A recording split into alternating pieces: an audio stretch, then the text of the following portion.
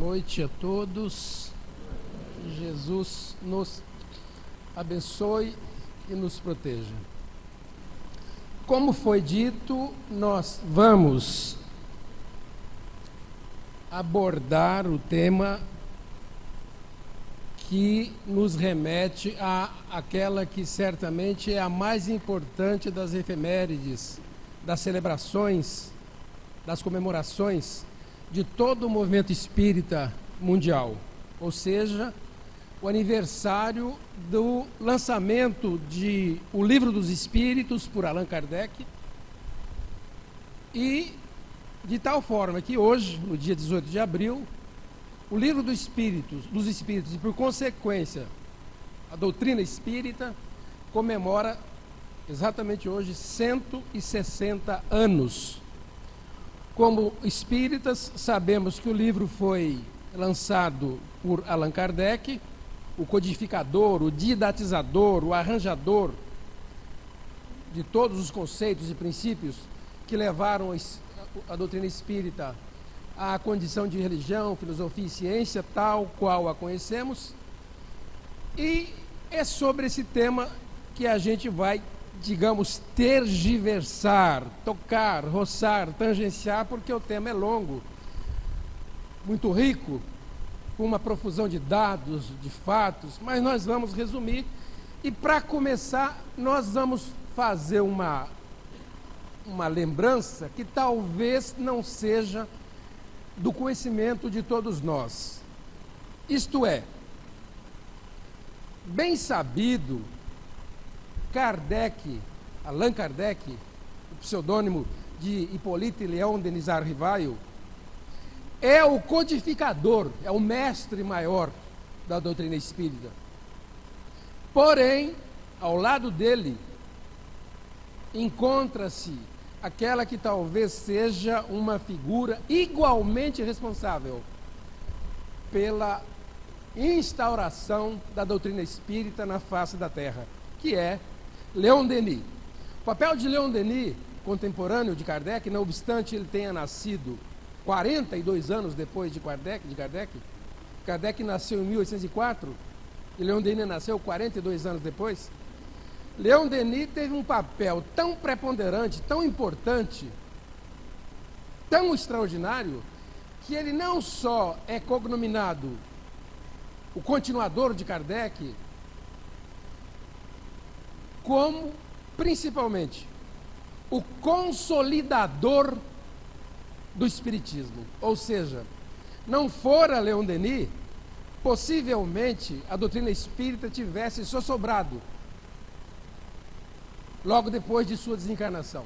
Não só Leon Denis, é fato, como a sua própria esposa, como a própria esposa de Kardec, Amélie Gabrielle Boudet, mas principalmente e especialmente Leon Denis.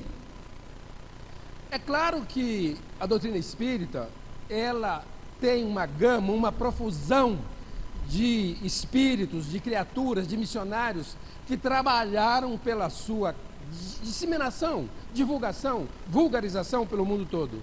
No Brasil, especialmente, nós poderíamos citar dezenas de nomes, 2 deles conhecidos, inclusive, das pessoas que não conhecem o espiritismo, foram e são Chico Xavier, como sabemos, desencarnado, e Divaldo Franco, que esse ano, em maio, comemora os seus 90 anos de idade.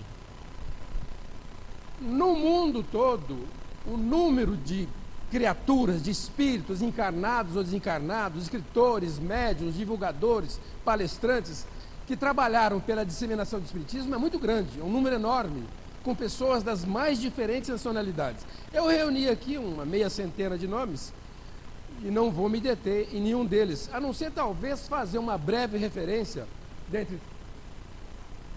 Ah, tá lá. Uai, sumiu. Dentre todos os nomes que ali estão, obrigado, eu só vou fazer uma referência. Então ali Leon Denis, Camille Flammarion, Gabriel Delany, Lombroso, Pietro Baldi, Bozano. Eu só vou fazer uma referência, para não me alongar, que a gente não deve passar das 15 para as 11, 11 no máximo. É essa criaturinha cujo nome está ali destacado, Amália Domingos Soler. Foi uma médium espanhola extraordinária, um vulto que ajudou na disseminação do espiritismo por meio de suas obras, e em especial por meio de uma obra única no sentido de sem igual, chamado Memórias do Padre Germano. É um livraço. Outro dia eu estive falando numa casa aqui de Rio Preto, uma outra grande casa como essa, e o pessoal me alertava para o fato de que lá estão novamente fazendo o estudo sistemático desse livro, que é um livro que narra a história, a saga, a vida, a experiência desse padre Germano, lá na Espanha, mas que traz uma quantidade enorme e preciosa de conceitos e práticas espíritas, não obstante ele tivesse tido uma vida consagrada à doutrina católica. Interessante que eu estava outro dia falando sobre esse tema, no outro centro, não àquele ao qual me referi, e na plateia se levantou um rapaz. Eu falava exatamente sobre isso, da importância do livro Memória do Padre Germano. O rapaz se levantou e me disse: professor, posso fazer um adendo? Claro. Eu tenho uma tia que mora aqui no Brasil e que se chama Amália Domingos Soler e é originária da Espanha. Eu falei: rapaz, corre atrás dessa tia, vê se você consegue recuperar alguns dados. Não é possível que esse nome seja assim, seja uma coincidência dessas incríveis, o nome e a descendência. Eu não tive resposta, mas acredito que ela seja essa tia dele, parente da original Amália Domingos Soler. Um livro tocante, pungente, um livro admirável, daquele que a gente, quando começa a ler, não vê um momento de descanso, de trégua na nossa lide para a gente começar, para retomar a leitura. E no Brasil, a profusão de escritores, oradores, conferencistas, médiuns, não é menor. Também poderia citar de Carlos Embaçaí, Viana de Carvalho, Bezerra de Menezes, Richard Chomonetti, Hermínio Correia de Miranda, que está ali destacado. Hermínio Correia de Miranda, assim como eu destaquei Amália no grupo dos estrangeiros, no grupo aqui dos brasileiros, eu vou destacar esse nome, Hermínio Correia de Miranda. Desencarnou faz pouco tempo. Ele tem um livro, dentre os vários livros que ele tem, de cunhos extraordinários, religiosos, científicos, filosóficos, mas ele tem um livro, cujo título é Nossos Filhos São Espíritos. O título fala tudo, né? O título do livro dele, desse livro que eu estou destacando, é Nossos Filhos São Espíritos. Às vezes a gente se esquece disso. Tanto para efeito da educação, que nos compete e é de nossa responsabilidade dar, quanto com relação aos nossos esforços para secundar as necessidades, o aprendizado, enfim, desse espírito com base nas suas vidas, nas suas necessidades, nas suas experiências pretéritas. Nossos filhos são espíritos. Bem, vamos tocar. Sobre Leon Denis, eu quero me demorar um pouquinho falando acerca da vida desse camarada. Ele foi um espírita sui generis. A começar pelo fato, e eu confesso que já vi muita gente dizer isso, pelo fato de que quando ele tinha 18 anos, ele morava na França, assim como Kardec, numa cidadezinha francesa chamada Tours, e ele passava em frente a uma livraria e viu lá o Livro dos Espíritos exposto na vitrine. Ele se aproximou, tinha um pouco de recurso, escasso, mas tinha, e diz ele, escondido da mãe, ele temia que a mãe pudesse recriminá-lo, comprou o livro, levou para casa e o leu numa noite. Ele chegou à tarde em casa, abriu o livro no quarto e leu o livro dos Espíritos, se bem que aquele livro aquele livro que ele leu ainda era a primeira edição, a primeira versão, era um livro menor do que esse que nós hoje temos. Aquele livro era composto por 501 perguntas, esse atual que nós estudamos tem 1019. Mas ele disse que o leu numa noite. E o que é interessante, quando ele acabou de ler, ele botou o livro sobre a mesa e disse: não há nada nesse livro que eu não conhecesse. Nunca tinha ouvido falar em espiritismo. Ele falou: gente, é incrível. Não há nada que esse livro conte, fala, exponha, esmiúce, que eu já não soubesse. Estava aí a marca do grande missionário que viria a se tornar Leon Denis. Ele teve vários contatos pessoais, como eu disse, embora mais velho. Antes que Kardec desencarnasse, ele pôde encontrar com ele, Leon Denis conta ele próprio na sua biografia, em 3 oportunidades. A primeira delas é uma oportunidade tocante, emocionante, de quando ele conheceu Kardec. Ele já era estudioso, apaixonado, já divulgava o espiritismo, quando os centros espíritas da cidadezinha dele, Tours, convidou Kardec, que nessa ocasião morava em Paris, para vir à cidadezinha fazer uma palestra no centro deles. E ele foi o encarregado de recepcionar Allan Kardec. Ele fala que, emocionado, eram espíritos amigos de várias existências, e era a primeira oportunidade que ele encontrava aquilo que se convencionou chamar o grande mestre lyonês. É uma coisa interessantíssima. Eu fico imaginando, guardadas as proporções, com muito cuidado para falar, a emoção, por exemplo, que eu senti, com muito cuidado para falar, porque eu não quero fazer comparação, eu quero dizer que eu posso imaginar o que esse homem sentiu ao abraçar Kardec, o codificador do espiritismo, a doutrina a qual ele emprestaria, Leon Denis, toda a sua vida, toda a sua experiência, todo o seu conhecimento, a emoção que ele deve ter sentido. Então eu comparo com o que aconteceu comigo quando, pela primeira vez, eu falei com o Divaldo Franco. Eu sempre o perseguia pelas palestras, mas nunca tinha ocasião de falar com ele e tal. Mas, na primeira vez em que nós nos vimos frente a frente, e eu dirigi a palavra a ele, e ele se dirigiu a mim, eu nunca me esqueço que ele botou a mão no meu ombro, lá no Centro Espírita Rodrigo Lobato, há 30 anos, há 31 anos, botou a mão no meu ombro e falou: Eurípides, avise Maria, que é minha esposa, que a partir do ano que vem eu vou me hospedar na sua casa. Eu falei: você está louco? Você está maluco? Você está igual a minha netinha fala, eu não tenho condições de hospedá-lo, imagine que loucura. E ele se hospedou, e até hoje, há 31 anos, ele se hospeda com essa deferência incomum, sem preço, na nossa casa. Eu fiquei tão constrangido de ele falar que ia ficar em casa, porque eu conhecia a história dele, eu já me lia muito, já o acompanhava nas cidades vizinhas, mas eu vim verdadeiramente a conhecer esse médium, esse monstro, essa figura, essa criatura, quando a gente passou a conviver. Eu não me esqueço que a segunda vez que ele veio a Rio Preto, ficou a primeira vez, e dali por diante ficaria demais. Eu tomei a iniciativa, por conta própria, falei para minha esposa: olha, vamos achar uma casa. A nossa casa era outra, mas ainda era muito humilde. A gente não tem o conforto que eu gostaria de dar a ele. Então nós vamos oferecer a casa de uma pessoa muito querida nossa, para ele ficar lá. Eu não contei nada para ele. Quando ele chegou, eu falei: olha, você não vai ficar em casa, você vai ficar na casa de uns confrades. Ele ficou, a hora que ele foi embora, ele botou o dedo bem no meu nariz e disse: você nunca mais faça isso. O primeiro pito que eu levei dele foi esse. Mas eu fico pensando, com essa emoção toda, o que não deve ter sentido Leon Denis, que depois, em 2 vezes mais, na sequência, se encontrou e discutiu e conversou, e, enfim, planejou a ação dele, Leon Denis, para a pós-desencarnação de Kardec.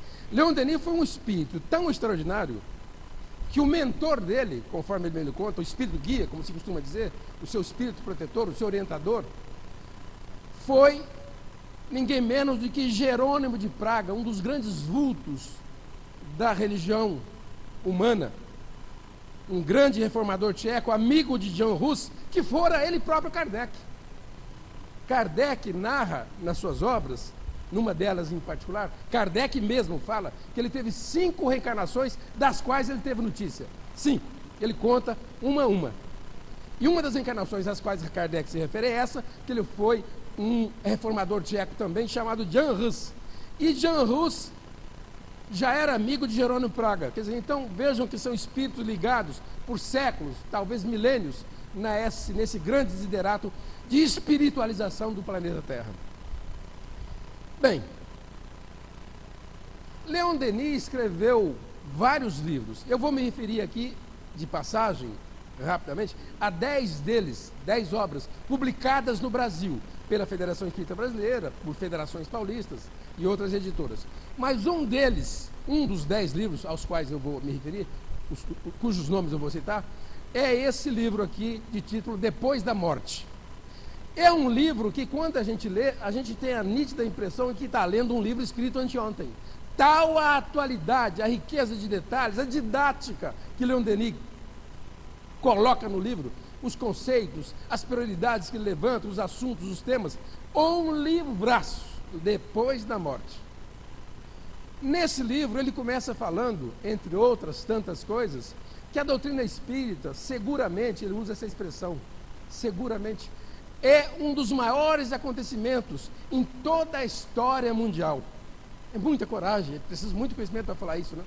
E ele fala que isso se deve, esse fato, essa importância, se deve, seguramente, com certeza, sobretudo pelo fato de que o Espiritismo é uma ciência, além de filosofia e religião, que demanda, que importa, que busca, que se refere de forma positiva ao coração e à razão. A doutrina espírita, eminentemente educativa que é, ela traz para nós, ela busca nos entreter, nos instruir, nos consolar por meio do sentimento e do cérebro. Nisso, Leon Denis nem inovava, porque já na obra O Evangelho segundo o Espiritismo, a gente encontra essa referência. E Leon Denis certamente foi buscá-la lá no Evangelho segundo o Espiritismo. Uma frase extraordinária dos Espíritos, quando ditaram o livro, o Evangelho segundo o Espiritismo para Kardec, numa frase, numa exortação magnífica, eles disseram a Kardec: escreva aí no livro, e está lá expressamente escrito no capítulo 6, no item 6, no capítulo 6, item 5: espíritas, amai-vos e instruí-vos. Esse é um diferencial que, sem fazer o espiritismo melhor que as outras doutrinas, porque o espiritismo não é e nem deseja sê-lo, é um diferencial que de fato nos distingue o espírita praticante, distingue a doutrina como um todo de todas as demais filosofias e religiões do mundo ocidental. É uma doutrina que apela não só para o sentimento, mas também para a instrução. E é claro que ele não está se referindo, o Evangelho, à instrução convencional, à faculdade, às instituições, não. A instrução que a vida passa, a sabedoria que os ensinos, que a experiência, que a maturidade traz, que as vidas sucessivas nos trazem. Na visão espírita, o amor, às vezes, é insuficiente para nos alertar diante dos percalços, dos problemas, das lutas, das angústias, das aflições pelas quais nós passamos. É preciso um pouco de instrução. Eu contava outro dia uma experiência pela qual eu e minha esposa passamos. Um amigo nosso, na verdade, amigo de amigo, teve uma filha sua, de 20 e poucos anos, uma moça inteligente, dedicada, estudiosa, excelente filha, uma filha dessas premiadas que os pais têm. E não obstante tudo isso, um belo dia ela descobre que está com câncer, vai para São Paulo, sofre durante 2 anos e acabou desencarnando. E no dia, e os pais, amigos desse amigo nosso, muito religiosos. Mas no dia do velório, eu e minha esposa estávamos aqui no cemitério da Ercília, quando estávamos com ele, ao lado dele, os amigos, ao lado do pai. Quando alguém, não sei se parente ou amigo do pai, chegou até ele dizendo: fulano, está aí o pastor ou o padre, está aí uma autoridade religiosa da área dele para falar com você. Ele teve uma reação inusitada, maluquíssima para a gente ver, mas compreensível. Ele gritou, abriu os braços e disse: eu não quero falar com ninguém. Esse Deus já não me serve mais, eu não o quero. Eu detesto esse Deus que me leva o bem mais precioso que ele teria me dado. Não quero, não aceito e não falo. Eu não pude acompanhar a história dele, mas embora tenha tido uma outra notícia. Mas essa reação é tipicamente a reação segundo a qual a gente descobre a falta da instrução, no caso, a instrução espírita. O conhecimento de princípios que nos alertam para a finalidade da vida, de onde a gente vem, por que a gente veio, qual é a finalidade da dor, qual é o papel. Leon Denis escreve uma beleza extraordinária sobre isso. O problema do ser, do destino e da dor, um dos livros de Leon Denis, fala exatamente nesse problema. Qual é a razão de a pessoa passar por uma dor tão abrupta, tão violenta, talvez a maior de todas as dores, quando um filho perde o pai ou o pai perde o filho. O Espiritismo nos alerta que o amor, a religião, o consolo que a doutrina oferece, é fortemente destacado, explícito, vivo, em todas as ações, em todos os textos. Mas o Espiritismo, além do consolo, quando nos fala de Deus, do amor divino, o Espiritismo nos fala também da importância do conhecimento acerca dos seus princípios, desde os mais comezinhos.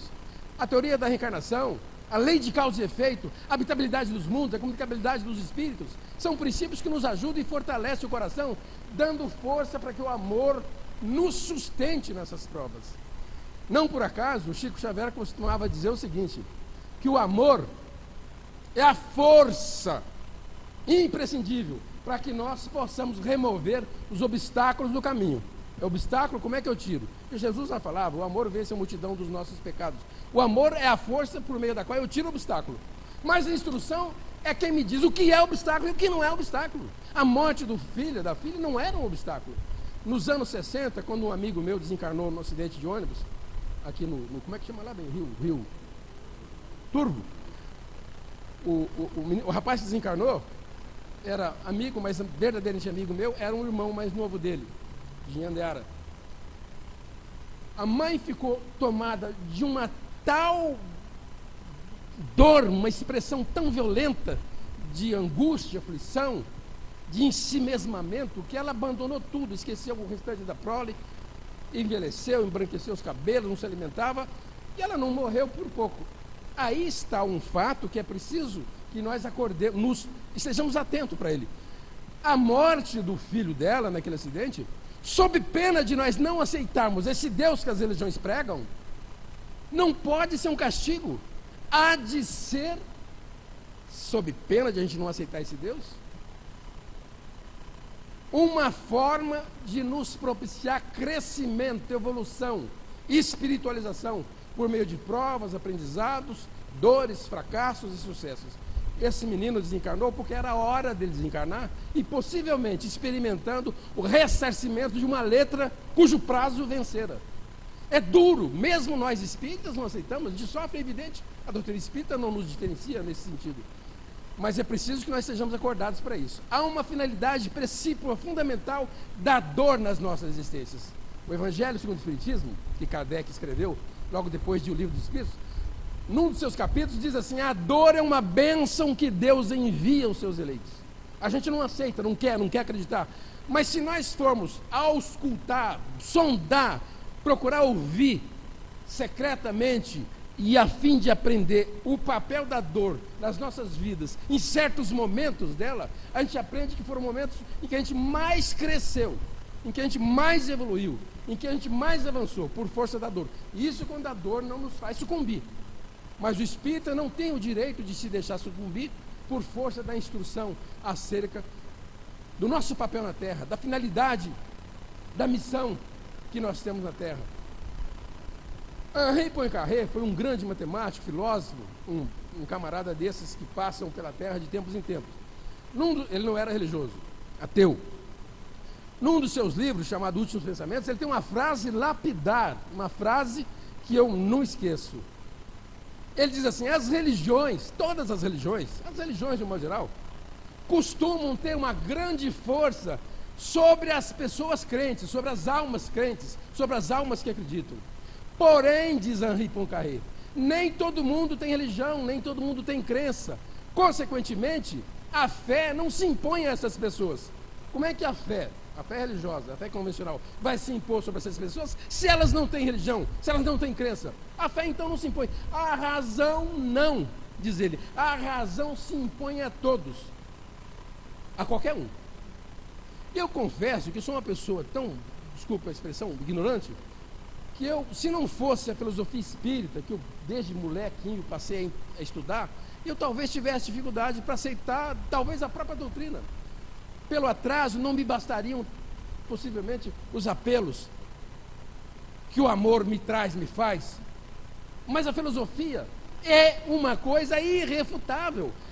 A filosofia espírita, a razão, a racionalidade da filosofia espírita é tão vigorosa que mesmo os detratores do espiritismo, mesmo as pessoas que o combatem, se veem no impasse nessas horas. Como é que você pode falar da justiça divina, da misericórdia do Criador? Como é que você pode falar na infinitude, na plenitude do cosmos, do espaço, no passado, no presente, no futuro, nesses espaços para... Essa coisa diabólica da astronomia, das ciências, como é que você pode falar nesse Deus sem a racionalidade que nos traz a doutrina espírita, quando, por exemplo, fala na multiplicidade ou na habitabilidade dos mundos? A ciência, a NASA e outros órgãos dos países do primeiro mundo estão a um passo de descobrir vida verdadeira em planetas, ou nos chamados exoplanetas, nos rincões do espaço. Vida mesmo já descobriram, vida microbiana. Mas eles estão a um passo de descobrir alguns dados, alguns conhecimentos, algumas fotos, algumas mensagens recebidas das naves, contam que certos planetas, ao fazerem chegar a luz que eles emitem, que deles vem, eles próprios não emitem luz, são luz que partiram desses planetas há bilhões de anos. E a nossa ciência está fazendo uma fotografia do passado. Quando eu olho para o céu, quando nós olhamos para o céu, essas estrelas que nós divisamos no firmamento, são estrelas que já nem devem existir mais, porque essa luz, para partir da mais próxima estrela até chegar, anda 1 milhão, 2 milhões de anos, à velocidade da luz. Então, possivelmente, esses mundos já são outros. Essa luz que as ciências, que a NASA descobre, é uma luz velha, antiga. Possivelmente, esses planetas, que há 5 bilhões de anos mostraram umas fotos de pedras e pedregulhos e a possibilidade de água líquida, talvez já sejam mundos. Joana de Anjos fala isso com toda clareza. Kardec fala isso. Talvez sejam mundos hoje muito similares, ou mais avançados, ou menos, do que o nosso. Enfim, a filosofia espírita tem uma racionalidade tal que mesmo os detratores, mesmo aqueles que não a aceitam, têm dificuldade para refutar. Podem refutar o conceito religioso, podem refutar, de repente, uma porção de itens e princípios, mas não podem refutar a filosofia propriamente dita. E Leon Denis fala isso com propriedade. A doutrina espírita é talvez o evento, o acontecimento mais importante na história da humanidade. Eu não quero me alongar, vou parar logo, eu vou saltar rapidamente, mas ele fala sobre o papel da instrução. Leon Denis fala nesse livro que nós estamos destacando, que se chama Depois da Morte, Leon Denis, Depois da Morte. Ele fala da importância das chamadas leituras edificantes, leituras instrutivas, enobsecedoras, como ele diz, salutares. São leituras que nos impulsionam, que nos estimulam à prática do bem. Quantos de nós, em momentos meio malucos, sem um sentido que possamos identificar, com um sentimento de tristeza, aborrecimento, pessimismo, quantas vezes, por meio de uma leitura edificante, não importa se religiosa ou não, não necessariamente religiosa, uma leitura edificante no escritor, quantas vezes essas leituras nos elevam e nos fazem mudar o padrão, o tônus vibratório. E mais importante do que isso, segundo Leon Denis, olha que expressão feliz que ele criou: o livro é um amigo sincero. O livro é um amigo sincero. Que expressão feliz. E por meio da leitura, a gente abre espaço para a aproximação, para o interesse vivo dos espíritos que nos circundam. O apóstolo Paulo falava, o apóstolo Paulo, lá do tempo de Jesus, dizia que nós somos circundados por uma nuvem de espíritos. E vem o Espiritismo e diz, uma nuvem de espíritos, que importa dizer, com todos os matizes de sentimentos e moral, bons e maus. Os livros edificantes propiciam, facilitam, estimulam a aproximação de bons espíritos. E mais adiante ele fala das nossas escusas. Eu não posso ler porque não tenho tempo, não posso ler porque custa caro. Mas Leon Denis fala muito sobre isso. Aqui estão 10 obras que Leon Denis tem publicadas no Brasil. Ele tem outras tantas lá fora. A primeira que eu destaquei aqui é o livro sobre o qual nós estamos falando, Depois da Morte. Mas ele tem livros, por exemplo, Joana d'Arc Médium, um livro interessantíssimo, que conta a história de Joana d'Arc, a grande guerreira francesa e médium que foi. O Grande Enigma, O Problema do Ser, do Destino e da Dor, No Invisível, são livros imperdíveis. E aqui eu faço um lamento meu, para comigo mesmo. Que pena que às vezes nós nos dediquemos a leituras de obras mediúnicas, ou mesmo de escritores espíritas, sem o peso, sem o mérito, sem a grandeza, sem o conhecimento de uma pessoa como Gabriel Deland, Leon Denis, Richard Simonetti, Desiré de Menezes, para a gente se dedicar à leitura de livros, de pessoas que lançam, de repente levantam cedo com uma vontade de escrever um livro, supostamente ditado por um espírito, e às vezes até pode ser ditado, mas nós não poderíamos fazer isso em detrimento de obras como essas, de um Alexander Kazakov, esse grande médium espírita aqui de Matão, Caibar Schutel. Como é que a gente pode não ler Caibar Schutel e ler livros que estão aí nas bibliotecas espíritas, sem expressão? Não que não devamos, a gente deve ler, mas não em detrimento, não no lugar de obras dessas clássicas, como por exemplo uma obra de Leon Denis. Bom, você não crê nos livros? A gente crê, claro que crê. Nos livros mediúnicos de hoje, do passado. O que eu quero dizer é que na seleção que se deve fazer, as próprias casas espíritas devem levar a peito essa questão. As obras básicas, as obras clássicas do espiritismo têm que estar à disposição. E na medida do possível, nós devemos divulgá-la entre os frequentadores, para que se dediquem à leitura delas, para que, enfim, enriqueçamos o nosso conhecimento. A mediunidade é uma coisa muito maluca. Nem sempre um médium, quando recebe um espírito, nem sempre há a garantia acerca da qualidade do conhecimento. Muitas vezes são chamados, como diz Kardec, os chamados pseudo-espíritos, pseudo-sábios. Eu confesso que aprendi com Kardec. Ele não precisava nem ter dito. Quando eu vou, muito raramente, quando eu era mais novo, as pessoas costumavam nos convidar, a mim e o grupo nosso, para ir conhecer casas onde continham episódios, fenômenos, pedra, tijolos, cheiros, odores, enfim, a gente ia. E quando a gente ia, geralmente os donos da casa ou as pessoas que nos convidavam diziam assim: gente, vamos fechar os olhos para a gente fazer oração. Aí eu abri os dois. Eu não vou fechar. Mas como? Primeiro porque Kardec explica, segundo eu não quero fechar o olho. Por que eu devo fechar? Não, você não... Acredito, aceito. Eu quando era moço, há 40 anos, eu sofro de uma hérnia de disco abençoada. E a tenho até hoje. Aprendi a conviver com ela e o médico, a esse tempo, disse: olha, não faça a cirurgia porque você tem 30 e tantos discos, nós vamos tirar esse. A sua conformação esquelética, ele não é espírita, mas eu imaginei, eu devo ter chutado muito cachorro na resistência, tudo quanto é osso meu atrapalhado. Ele falou: não adianta tirar, porque... e não tirei e está aqui. Mas um belo dia, um grande amigo nosso, à época espírita, hoje, eu sei que ele retornou, até por acaso, eu estava fazendo uma palestra no Amélia Rodrigues, quando aquele dia ele apareceu lá, no Viana de Carvalho. Eu falei: puxa, que bom revê-lo e tal, nem sei se ele continua. Mas naquela época ele era espírita, um médico ortopedista, muito amigo, e meu médico, que cuidava da minha hérnia. Um belo dia ele me ligou: Eurípides, estou aqui na iminência de receber um médium famoso de Goiás, você deve conhecer, fulano de tal, médium assim, assim. Sim, eu pessoalmente não conheço, mas já li, já ouvi falar, conheço amigos que foram até a cidade dele. Pois é, ele disse para mim: Eurípides, eu e mais 5 médicos, ortopedistas, clínicos, enfim, médicos de diferentes especialidades, resolvemos cada um de nós eleger um paciente com problemas crônicos para nós levarmos ao médium. Eu falei assim: mas como é que é isso? Não, eu vou levar você, a mim, eu vou levar você por esse problema. O meu amigo tal vai levar não sei quem, e a gente vai submetê-los a uma cirurgia desse médium. Eu falei: você está dizendo aquele médium? Aquele que corta? É, aquele que corta e sai sangue? É aquele.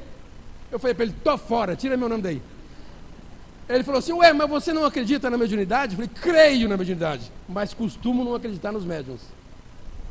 E Kardec é quem falou. Kardec tem um capítulo no livro dos médiuns, cujo título é Os Escolhos da Mediunidade. Escolho é uma palavra, acho que só nós, acho que você sabe o que é escolho. Escolho. Eu, quando criança, ajudava a minha mãe com os escolhos do arroz.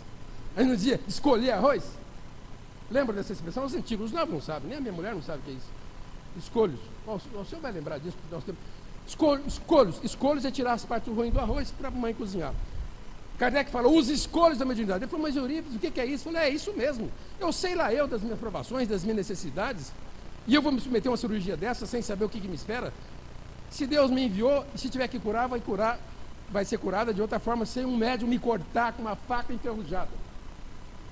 Divaldo veio com hérnia de disco também a um centro espírita em São Paulo, cujo espírito que atendia tinha um nome, muita gente aqui vai se lembrar, Dr. Camura, e depois veio atender em Ribeirão Preto.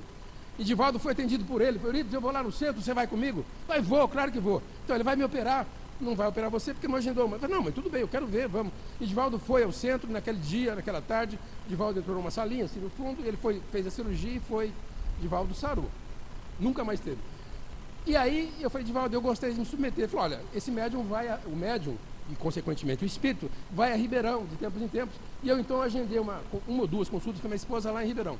E de fato eu fui, mas não tem corte. Eu me lembro que uma das vezes, quando nós entramos, o médium levantou as duas mãos, incorporado, com o espírito já incorporado, ele fez lá uma prece e veio atrás de mim, minha mulher olhando, ele deu um toque, eu senti uma fisgada. Depois eu pedi para minha esposa olhar e falou: olha, tem um orifício aí tipicamente dessas feitas por agulha. Eu não sei, o fato é que não me curei. Era o karma, ou é o karma que eu tenho, certamente eu tenho que levar esse karma. Mas eu me submeter a um médium com faca enferrujada, nem pensar. Acredito na mediunidade, por isso mesmo é que eu não me submeto. Eu não sei nem por que eu estou falando isso.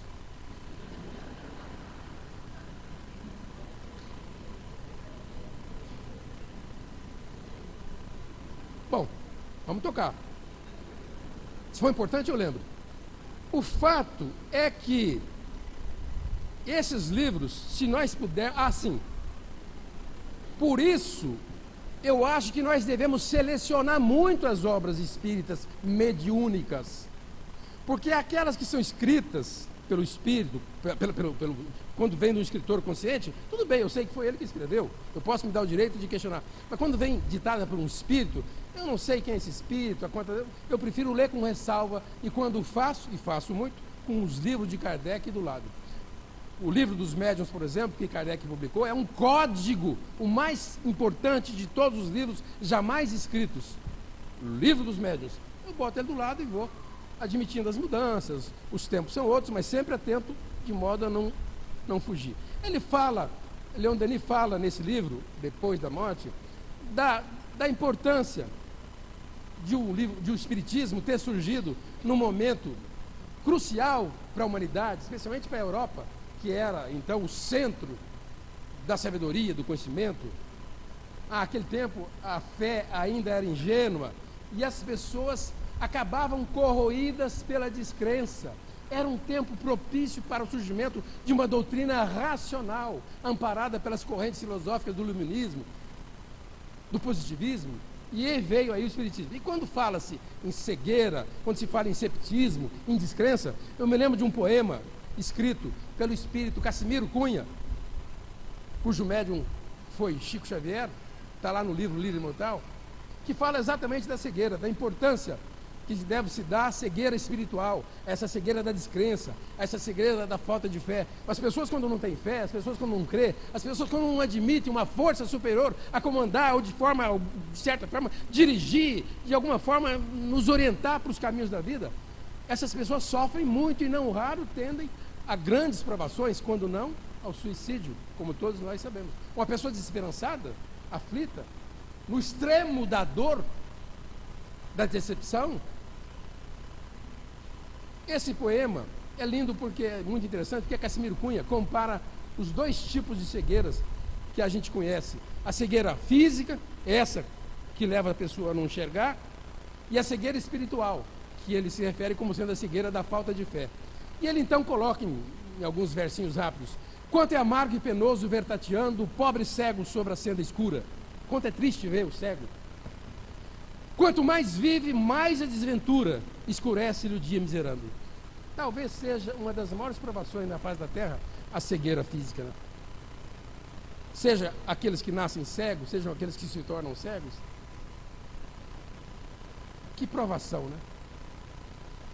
Mas, diz Cassimiro Cunha, há na terra noite ainda mais escura, mais densa, mais difícil, cheia de escuridão e iniquidade, das pessoas que vão sem luz e sem piedade afundar-se no abismo, na ladeira, no precipício da descrença, mais densa, mais triste.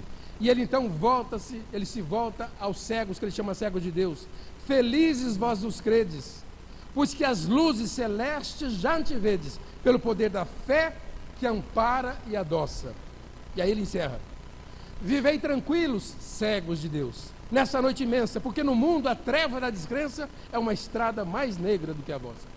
E o Espiritismo surgiu e tem surgido na vida de muitos de nós, nesses momentos de grande provação, de descrença, de tristeza, de desalento, de pessimismo. E ele continua falando nesse livro. Em certa altura, Leon Denis, no livro Depois da Morte, fala da capacidade que tem um livro, a filosofia espírita, de esclarecer o espírito humano, de nos orientar. É bem verdade que não é tudo o esclarecimento. É preciso o outro lado, a compaixão, o amor, a brandura, a cordura, enfim, o conhecimento da existência e a importância de se valorizar os sentimentos. Mas é preciso que a gente esteja atento para os princípios. Nós espíritas, para os princípios espíritas. E eu sempre brinco, e rapidamente renovo essa brincadeira, eu consegui passar para minha esposa e para os meus filhos grande parte da noção dos princípios espíritas, né? Porque foi minha vida. Eu, quando nasci, meus pais já eram espíritas, então foi fácil para eu acompanhar, para eu ler, embora sempre muito crítico, sempre de olho aberto, mas consegui passar. Minha esposa, como era muito inteligente, começou a namorar, já se tornou espírita. Ela, na hora, ela não acha graça. E eu e ela passamos para os nossos filhos alguns princípios. Eu já contei essa brincadeira aqui, 1 ou 2 ou 3 vezes. Certa feita, o nosso filho do meio, hoje um grande pesquisador, uma pessoa de conhecimento extraordinário, como tem todos que tiveram o privilégio de estudar fora, como o filho da Célia do Alceu, a filha. Ele era molequinho, esse meu filho. Estava na sala brincando com um brinquedo que, naquele tempo, pouca gente vai se lembrar, que não tem gente aqui da minha idade, chamava-se Forte Apache. Era um brinquedinho que tinha cavalaria, os índios. E minha mulher estava lá no fundo da casa, na cozinha, era um domingo, preparando alguma coisa, quando ela escutou um som que vinha da sala. Era o meu filhinho sozinho. Bam! Desencarnou. Bam! Desencarnou. Bam! Mas que raio de negócio é esse? Ela veio pé ante pé, viu que era a voz dele, ela olhou pela fresta da porta e viu meu filhinho. Esse filho nosso, ele tinha uns 5 anos, né? 5, 6. Ele pegava um índio, pegava um revolvinho, bam, dava um tiro no índio, desencarnou. Bam, desencarnou.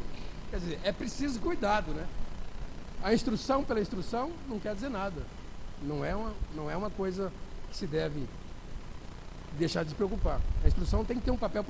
Kardec estava tão atento a esse aspecto que ele classifica. Kardec estava tão atento a isso que eu estou aqui repetindo por ele mesmo, que ele dizia assim: existem 2 espécies de espíritas, existem 2 grandes grupos de espíritas. Eu falei, opa, como é que será que é isso? Isso está narrado no livro Viagem Espírita, em 1862. Ele fala lá, são 2 os grupos de espíritas: os espíritas crentes e os espíritas praticantes. Os espíritas praticantes são esses que entram em contato com a doutrina, passam a conhecer os princípios filosóficos, doutrinários da doutrina espírita e os aplicam, esses princípios, no seu dia a dia. Os crentes, não, os praticantes são esses. Os crentes não. Os crentes se apoderam de princípios como a reencarnação, a habitabilidade dos mundos, lei de causa e efeito, mas aplicam esses conhecimentos aos outros e não a si próprio. E aí eu falei, puxa vida, é muito verdadeiro. Muita gente gosta de aplicar os nossos conhecimentos na reforma dos outros, no ensino dos outros, como eu estou fazendo aqui agora. Mas Emmanuel fala assim, no livro Consolador: antes de você cogitar da iluminação dos outros, pense na própria iluminação. Antes de pensar em consertar, em iluminar, em fazer os outros grandes, faça-se a si próprio grande, iluminado. É verdade. O Espiritismo tem esse pórtico, como frontispício de todos os livros. O Espiritismo não faz proselitismo. O Espiritismo não tem interesse que ninguém seja espírita. Não é seu papel, não é seu interesse. Mas faz questão que nós espíritas vivamos a doutrina na expressão máxima de nossa capacidade, do que for possível. Kardec dizia, conhece-se o verdadeiro espírita pelo esforço, pelo empenho que faz pela sua transformação. Se não consegue, paciência. Eu, quando fazia matemática, era aluno do curso, mocinho, já era espírita, nasci espírita. Um belo dia, uma amiga minha, chegou até mim, uma amiga de classe, falou assim: Eurípides, sabia que nossa amiga fulana não sabia que você é espírita? Eu falei: sim, qual o problema? Tudo bem. Ela não sabia que você é espírita.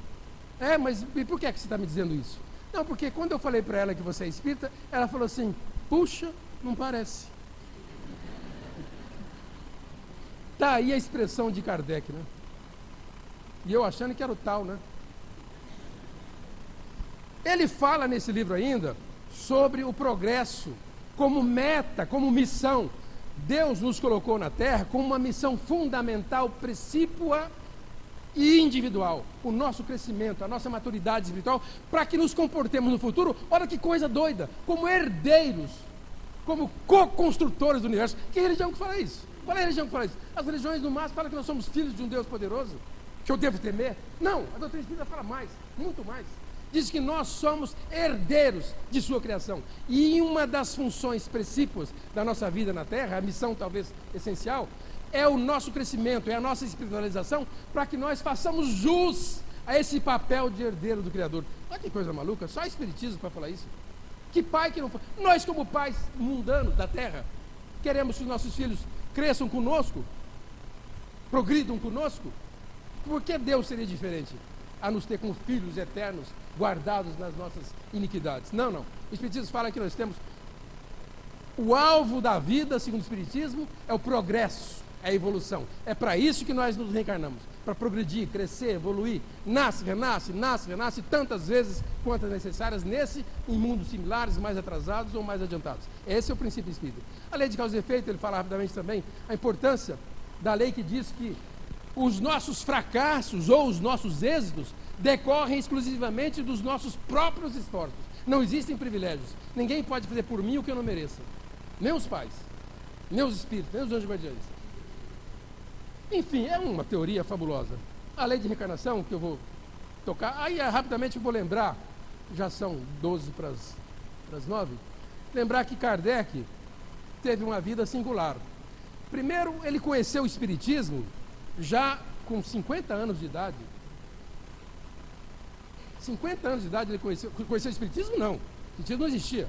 Conheceu os tais fenômenos dos mortos com 50 anos. Ele se casou aos 28, não teve filhos. A esposa dele foi Amélie Gabrielle Boudet, uma mulher de uma vida extraordinária. Existe no Brasil um livro, eu espero que a gente possa depois divulgar aqui com o pessoal da biblioteca, para tê-lo à disposição.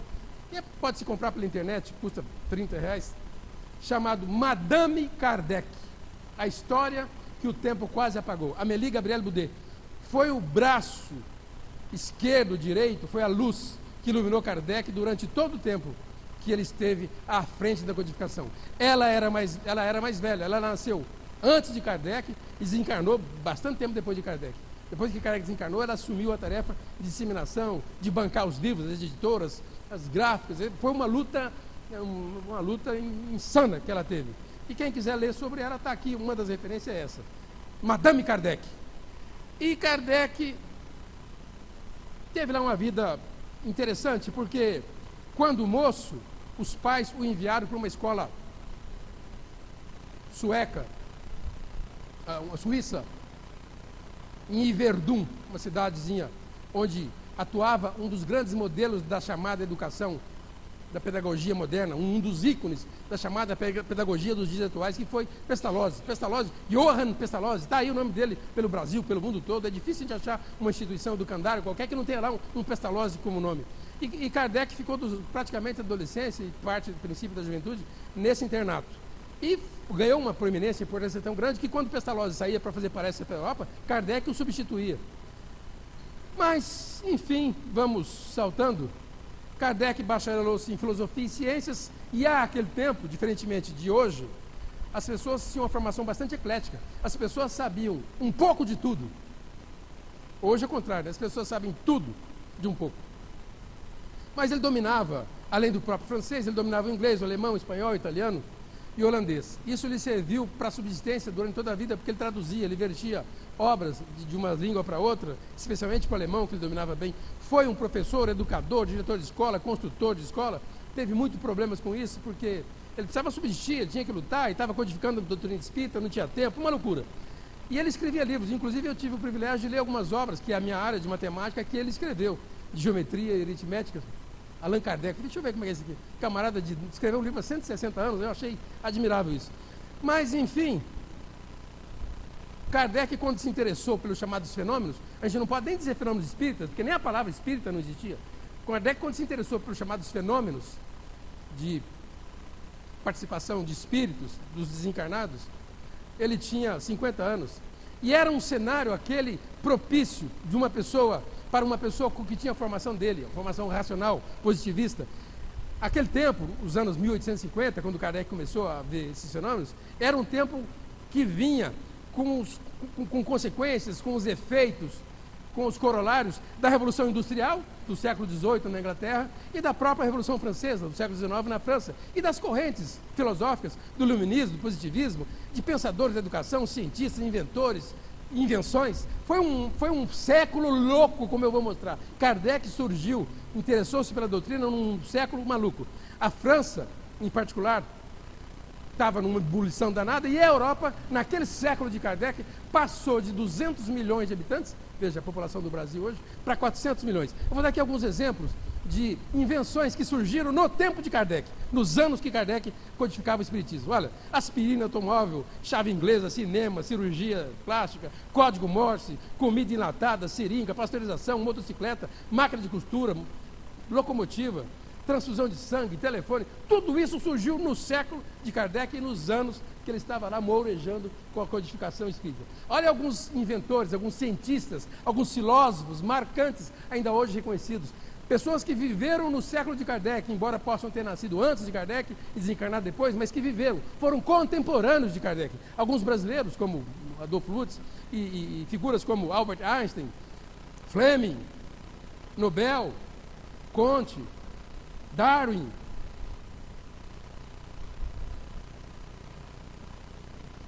Kant, Maxwell, Marx, Pasteur, Mahatma Gandhi, Faraday, os brasileiros Oswaldo Cruz, Pierre Curie, esposa do grande Pierre Curie, Thomas Edison, o inventor da luz elétrica, Vital Brasil.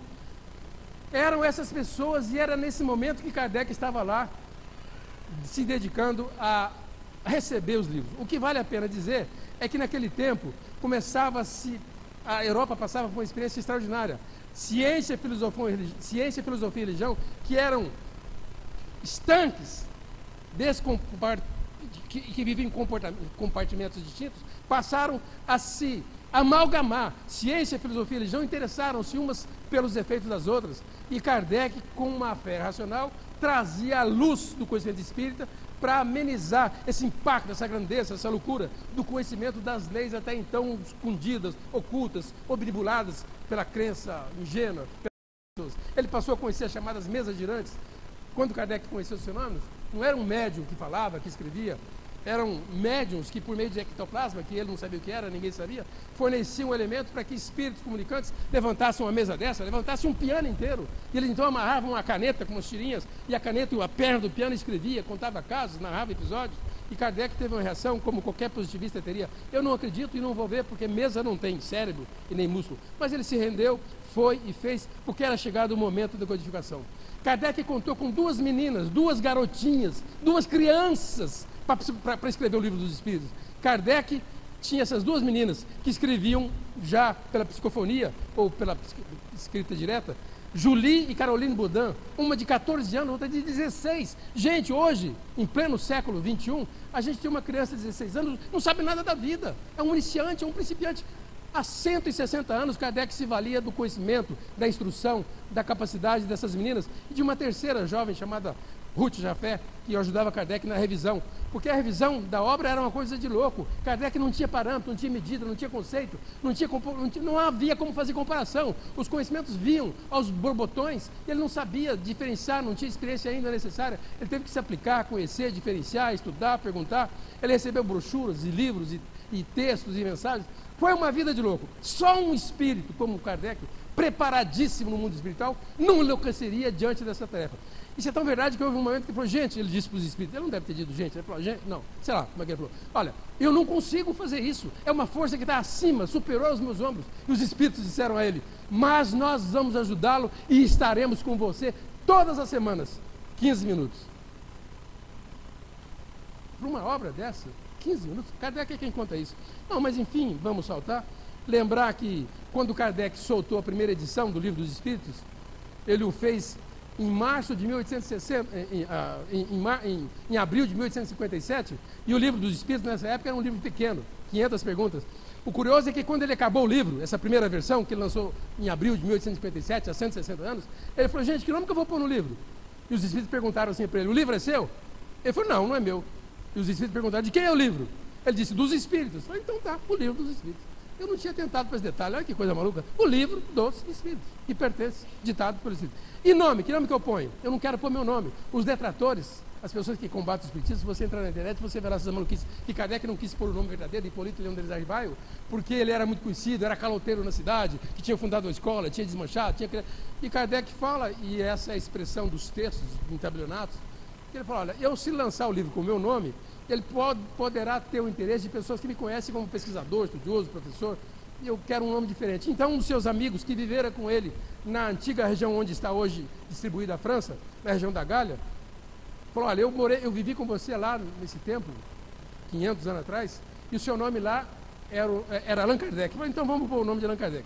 E aí vem a segunda edição, que é essa que nós temos hoje, 3 anos depois, já com 1019 perguntas, alguns episódios marcantes que eu vou saltar, não vou falar da saga que ele teve na criação dos livros subsequentes. O Livro dos Espíritos foi o primeiro, depois veio o Livro dos Médiuns, depois veio o Evangelho com o Espiritismo, depois veio o Céu e o Inferno, depois veio a Gênesis, os 5 primeiros, os básicos. Mas ele escreveu mais de 10, 12, 15 livros, fora a Revista Espírita, que ele publicou durante 10 anos, e são obras primorosas até hoje. Curiosidades, Kardec trabalhava o dia inteiro, tinha muita dificuldade, era uma pessoa pobre, com recursos não tão fáceis. Ele escrevia à noite, após o jantar, à luz de lampiões de lamparina. Com um detalhe, usava-se naquele tempo caneta tinteiro. Não existia luz elétrica, como nós vimos agora há pouco, o inventor da luz elétrica, o Thomas Edison, ainda estava por surgir, e ele escrevia com caneta tinteiro, bico de pena. Muitos de nós aqui, como eu, fomos desse tempo, né? Uma caneta que você molhava num tinteiro, escrevia, molhava, escrevia, depois tinha uma borrão. Imagina escrever um... Meu Deus, hoje você corrige, né? Você pinta e borda, você apaga, você vai para frente, para trás, o computador faz tudo por você. Você não precisa nem digitar se não quiser, você pode falar. Naquele tempo não. E ele fez viagens pelo mundo todo, ele correspondeu-se com pessoas do mundo, do Brasil inclusive, fundou o primeiro centro espírita. E aqui um episódio interessante de uma carta de um sujeito que ia se suicidar e conheceu o livro, leu e deixou a ideia para trás e mandou o livro, 2 pessoas, e eles mandaram o livro para de volta. Aqui estão os livros aos quais me referi. E no mais e no restante, por fim, quem quiser se interessar por essa história de Kardec, uma boa bibliografia é essa. Allan Kardec, Meticulosa Pesquisa Bibliográfica, volumes 1, 2 e 3, dessa dupla, Van Tuyl e Thyssen, que foram presidentes da Federação Espírita Brasileira. Gente, muito obrigado.